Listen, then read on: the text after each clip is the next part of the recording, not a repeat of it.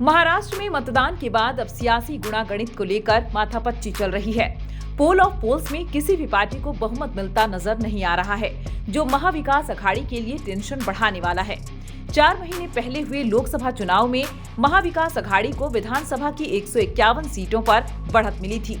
ऐसे में सवाल उठ रहा है कि आखिर 4 महीने में ऐसा क्या हुआ जो महाविकास अघाड़ी सरकार बनाने के लिए जरूरी 145 के आंकड़ों को छूने के लिए जद्दोजहद कर रही है। महाविकास अघाड़ी का सीट बंटवारा काफी सुर्खियों में रहा।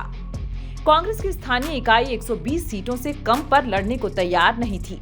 आखिर में हाईकमान के दखल के बाद पार्टी आधिकारिक रूप से 102 सीटों पर मानने को तैयार हुई। इस दौरान शिवसेना और कांग्रेस के बीच कलह की खबरें खूब चर्चा में रही। बीजेपी ने इसको मुद्दा बनाने की भी कोशिश की और महाविकास अघाड़ी को अननेचुरल अलायंस बताया। महाविकास अघाड़ी के कमजोर होने की एक वजह कई सीटों पर भीतरघात है।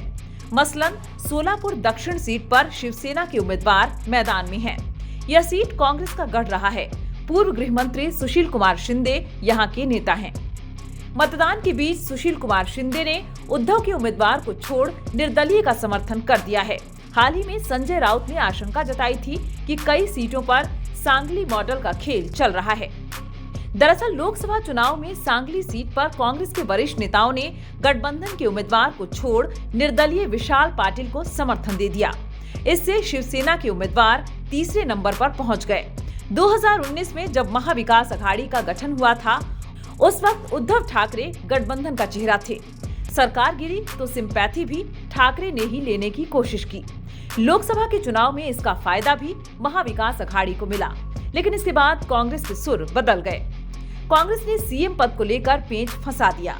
उद्धव ठाकरे को सीएम न घोषित कर पार्टी ने चुनाव बाद फैसला करने की बात कह दी। शरद पवार ने भी कांग्रेस के सुर में ही सुर मिला दिए। सीएम चेहरे की रस्साकसी की वजह से गठबंधन में कई जगहों पर दरारें देखने को मिली। मसलन उन सीटों पर जहां शिवसेना और कांग्रेस मजबूत स्थिति में है, एमवीए की तरफ से पूरे महाराष्ट्र में सबसे ज्यादा कांग्रेस 102 सीटों पर चुनाव मैदान में उतरी है। लेकिन पार्टी के पास न तो पूरे महाराष्ट्र का कोई चेहरा था और न ही समीकरण। प्रदेश अध्यक्ष नाना पटोले विदर्भ में ही सिमटे रहे। देशमुख परिवार भी लातूर से बाहर नहीं निकल पाए। मुंबई में भी पार्टी के पास लोकप्रिय चेहरा नहीं था। लोकसभा चुनाव में कांग्रेस दलित और संविधान के मुद्दे पर विदर्भ में खेल करने में कामयाब रही थी, लेकिन इस बार यहां उन मुद्दों को पार्टी ने मजबूती से हवा नहीं दी। हालांकि किसानों को लेकर कांग्रेस के वादे को गेम चेंजर माना जा रहा है। कांग्रेस ने चुनाव से पहले कपास और प्याज के किसानों के लिए कई बड़े वादे किए हैं। महाराष्ट्र को लेकर जिन एजेंसियों ने एग्जिट पोल जारी किए हैं, उनमें से अधिकांश ने एनडीए गठबंधन को बहुमत दिया है।